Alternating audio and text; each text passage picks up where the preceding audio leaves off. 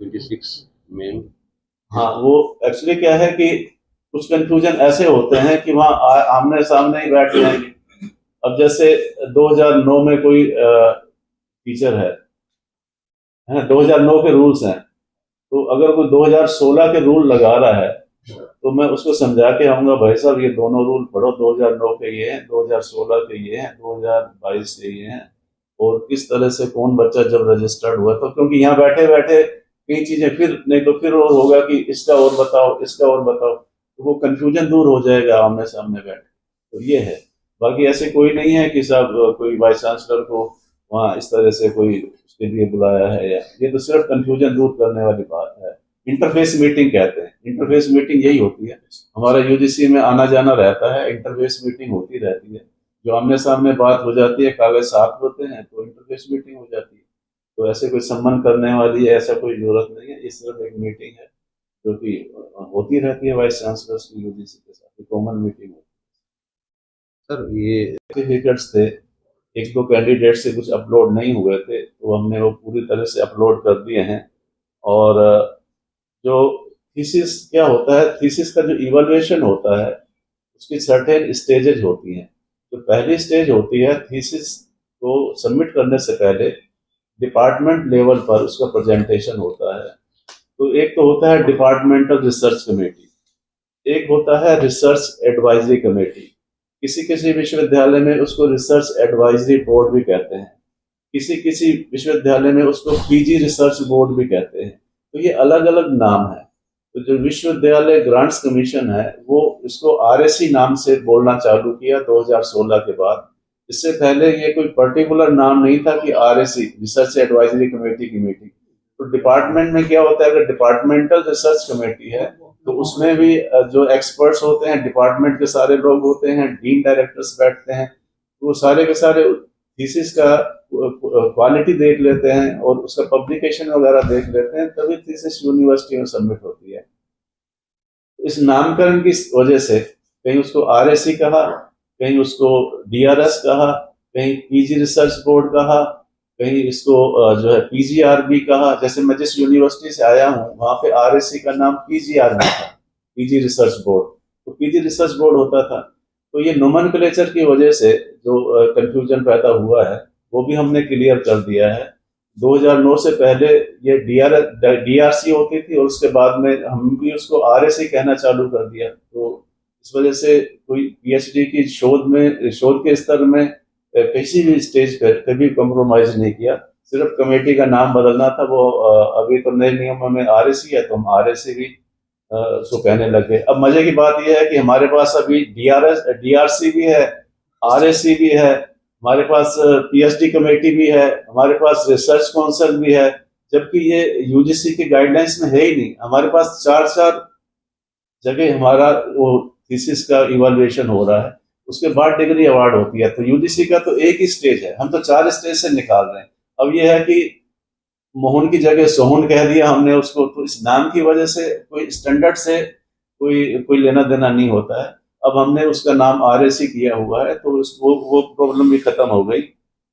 और उसमें यह है कि कई जगह पहले जो है जो एग्जामिनर्स हैं, तीन एग्जामिनर होते हैं। एक तो इंटरनल जो होता है सुपरवाइजर, वो एग्जामिनर होता है किसी पीएचडी के इवैल्यूएशन के लिए, और दो जो है वो एक्सपर्ट होते हैं जो बाहर के होते हैं। तो ये जो बाहर के एक्सपर्ट होते हैं, एक्सटर्नल एक्सपर्ट जिसको बोलते हैं, उनमें से दोनों का उस थीसिस पे कमेंट्स मांगे जाते हैं, और जब उनका यस आ जाता है तो उसका फिर वाइवा होता है। इंटरनल का भी यस होता है, इंटरनल एग्जामिनर का भी। जब तीनों के कमेंट्स पॉजिटिव आ जाते हैं तो ही थीसिस वाइवा हो जाती है।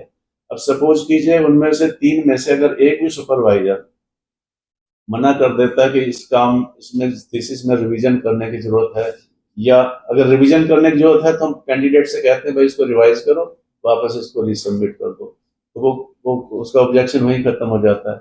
अगर कोई इनमें से एक एग्जामिनर रिजेक्ट कर देता है थीसिस को, तो वो जो थीसिस रिजेक्ट हुई हुई है हम उसको फिर एक चौथे एग्जामिनर को भेजते हैं।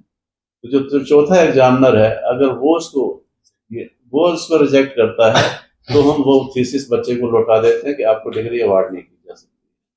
तो इस तरह से कुछ कागज नहीं चढ़ा हुआ था रिवीजन का, वो हमने चढ़ा दिया है यूजीसी की वेबसाइट पर।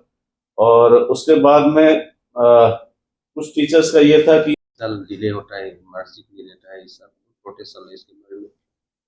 रिजल्ट का जो बोडोलैंड विश्वविद्यालय का ये है कि अभी नया एजुकेशन सिस्टम आया है, नेशनल एजुकेशन सिस्टम। उसमें पहले हमारे पास सिर्फ 450 क्वेश्चन पेपर्स थे, और नए एजुकेशन सिस्टम में अब क्या हो रहा है कि इतना सारा हो गया इंटरडिसिप्लिनरी।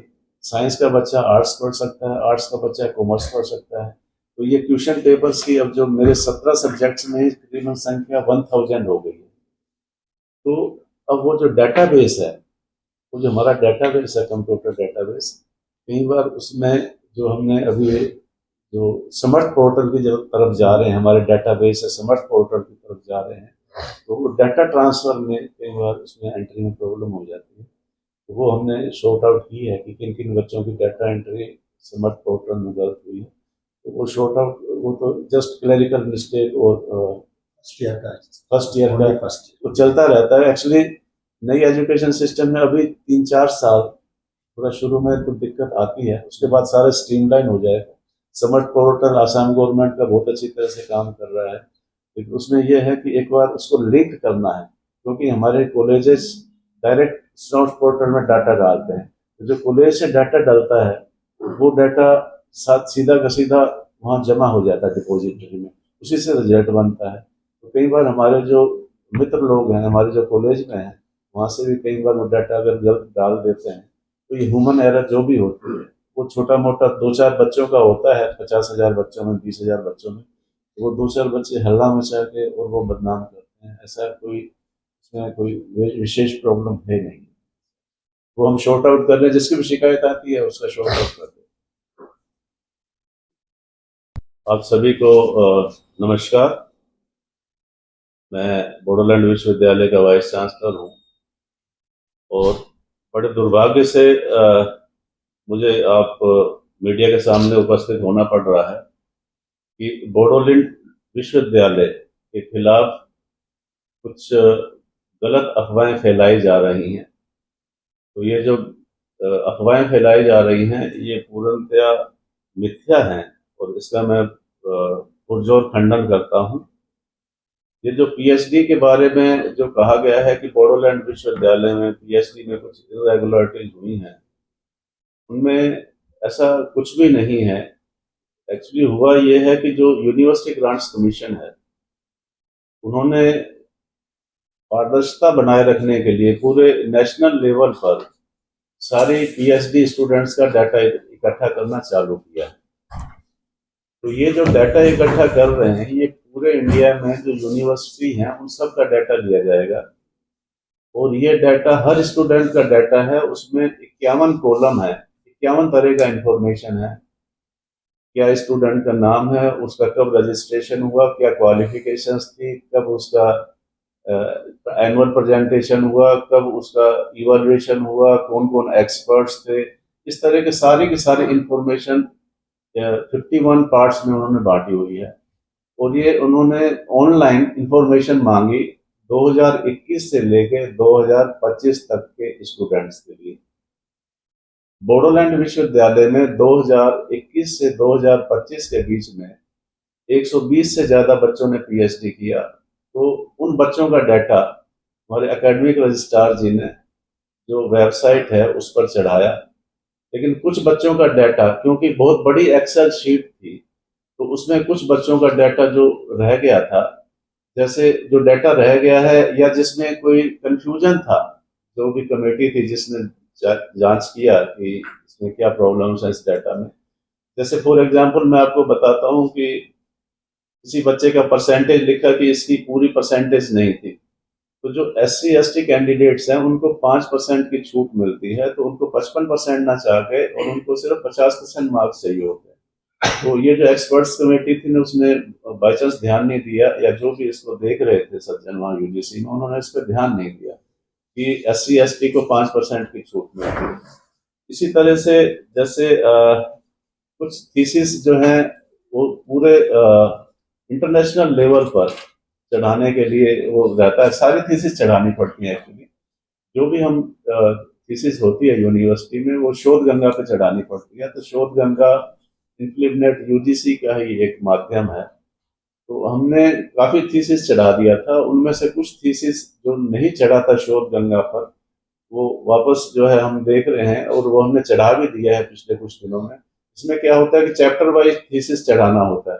तो कई बार कैंडिडेट्स क्या पूरे थीसिस को इकट्ठा करके पीडीएफ फाइल बना देते हैं, वो हम चैप्टर वाइज करके उसको उस हिसाब से उसको चढ़ा रहे हैं। और सिर्फ 3 कैंडिडेट रह गए हैं जिनकी थीसिस शोध गंगा पे नहीं चढ़ी है, वो आज हम चढ़ा देंगे। और उसके बाद में है जैसे प्रोग्रेस सेमिनार का है, वो अपलोड नहीं हुआ होगा कुछ बच्चों का, तो डिपार्टमेंट से कई बार पूरे कागज नहीं आते हैं, वो हमने ले लिए हैं और वो भी हम उस पर चढ़ा रहे हैं, क्योंकि इसमें लिंक जनरेट करना पड़ता है। लिंक जनरेट कर कागज को स्कैन करके उस पर चढ़ाना पड़ता है। तो कई जगह लिंक नहीं था, तो अब वापस फिर हमने वहाँ पे लिंक जनरेट करवाया। तो ये जो पेपर्स हैं वहाँ पे हम लिंक में चढ़ा देंगे। जितना भी हमारे यहाँ जो एडमिशन हुआ है, अलग अलग स्टेजेस पे अलग अलग रूल्स थे। तो जो सारे के सारे रूल्स हुए हैं एडवर्टाइजमेंट में निकाला गया है। जब मैंने पीएचडी की थी तो ना तो एडवर्टाइजमेंट होता था, ना ये वर्ड थे आरएसी डीआरसी, कुछ भी नहीं होता था। उस वक्त सुपरवाइजर और बच्चा तय करता था, वो हो जाता था। ये मेरे टाइम की बात है जब मैंने 86 में पीएचडी की। अब जो है जब से ये टेस्ट चालू हुआ है तो हमने सारे के सारे टेस्ट कंडक्ट किए हैं, और वो जो टेस्ट हैं वो नियमानुसार हुए हैं। और उसका कागज चढ़ाया नहीं था उसमें लिंक बनाकर, तो हम लिंक जनरेट करके और उसका कागज चढ़ा रहे। हार्ड कॉपी भी उनको मैं भेज रहा हूँ, उसमें कोई दिक्कत नहीं है। और एडवर्टाइजमेंट है सर, हैं, उनके पीछे सारे सारे सारे एडवर्टाइजमेंट हैं हमारे एकेडमिक रजिस्ट्रार ने निकाल दिए हैं। तो इसमें मेन कंफ्यूजन यही हुआ कि जो हमने तो ये मोटा मोटा समझा कि इनको कागज नहीं चाहिए होगा शायद, और जो जो लिखना है लिख दिया उसमें, लेकिन उसमें अटैचमेंट जनरेट करके वो पेपर चढ़ाना था, वो नहीं चढ़ाया हमने। तो उनको दे देंगे। ऐसा कुछ नहीं है कि हम किसी को भी उठा के और एडमिट कर लेते हैं, ऐसा असंभव है। किसी भी यूनिवर्सिटी में इस तरह का, स्टेट यूनिवर्सिटी में इस तरह का नहीं होता होगा मेरे हिसाब से। सर इस पर इसमें मैं ये कहना चाहूँगा कि हमारे जो असम में जो स्ट्रक्चर है वो ये है कि जो रजिस्ट्रार का पोस्ट है या सीओडीसी डायरेक्टर का है, तो ये छोटी छोटी ये हमारी जितनी भी पोस्टें हैं ये डेपुटेशन की पोस्टें हैं।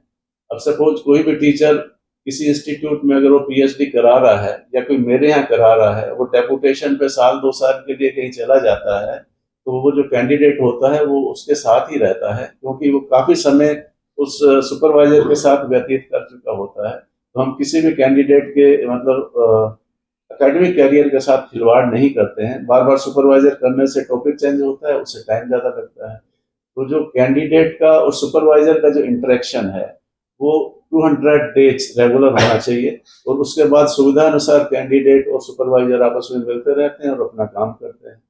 तो इस केस में क्या हुआ कि अगर कोई हमारे यहाँ टीचर था वो छोड़ के चला गया, किसी दूसरी जगह प्रिंसिपल बन गया, अगर मेरा टीचर कोई दूसरी जगह प्रिंसिपल बना है और कैंडिडेट थीसिस सबमिट करने वाला ही है, तो वो नेचुरली वो जो प्रिंसिपल बन के गया है उसी के साथ ही उसका सबमिशन हो गया। सारी यूनिवर्सिटीज में ये होता है, क्योंकि यहाँ कोई ऐसी कोई नई बात नहीं। तो उसका जो हमने जो शायद किसी ने जो हमने वेबसाइट पर जो चढ़ाया होगा उसमें उसका डेजिग्नेशन प्रिंसिपल लिख दिया, लेकिन वो नहीं लिखा कि x associate professor of Bodoland university. तो वो उस वजह से वो कंफ्यूजन हो गया कि यार ये तो रजिस्ट्रार था, तो ये कैसे इसने जो है, या दूसरी पोस्ट पे था तो कैसे पीएचडी करा दी, जबकि वो सिर्फ डेपुटेशन पे था और वो हमारा एक्स टीचर है। तो इस तरह की छोटी छोटी समस्याएं हैं जो कि यूजीसी ने रेज की हैं, और ये सारी की सारी जो भी प्रॉब्लम्स हैं ये 2014, 15, 15, 16, जबकि यूजीसी के जो नियम थे जो 2009 में आए हैं वो नियम में कुछ और नाम थे कमेटियों के, 2016 में आए हैं उसमें कंपोजिशन दूसरा हो जाता है, 2022 में आए हैं वो अलग कंपोजिशन होता है। अब जिसका रजिस्ट्रेशन 2010 में हुआ है सपोज, तो उस पर जो नियम लगने हैं वो 2009 वाले नियम लगने हैं, ना कि 2016 वाले। तो इसमें क्या हुआ है कि जो जिस सज्जन ने भी यूजीसी में ये देखा है उसने जहाँ पे 2011 के नियम लगने थे वो 2016 के नियम के हिसाब से उसको पढ़ना चालू कर दिया। तो ये किसी न किसी स्टेज पर कंफ्यूजन हुआ है, और इसी कंफ्यूजन को दूर करने के लिए मैं भी यूजीसी जाऊंगा और जो भी हमारे डॉक्यूमेंट्स हैं वो भी उनको दे आऊँगा और समझा भी आऊँगा कि कोई इस तरह का कोई कंफ्यूजन नहीं है। ये विश्वविद्यालय हमेशा छात्र हित में सर्वोपरि रहा है और हम लोग जो है पूरी तरह से डेडिकेटेड हैं और जो हमारे यहाँ जितना भी काम हो रहा है वो बहुत ही हाई स्टैंडर्ड का वर्क है। इवन मेरे यहाँ 2% टॉप साइंटिस्ट भी हैं और इस तरह का शक करना, अफवाह फैलाना, उसकी मैं बहुत ही कड़े शब्दों में निंदा करता हूँ। और आप सभी से रिक्वेस्ट है कि हमारे बोडोलैंड विश्वविद्यालय पर पूरी तरह से आस्था बनाए रखें और यहाँ ऐसा कोई भी गड़बड़ी का चांस नहीं है। और जो भी अफवाहें फैलाते हैं उनको आप अपने स्तर पर थोड़ा सा समझा दें कि इस तरह का ना छात्र हित में होता है, ना अपना इंडिया के हित में है, ना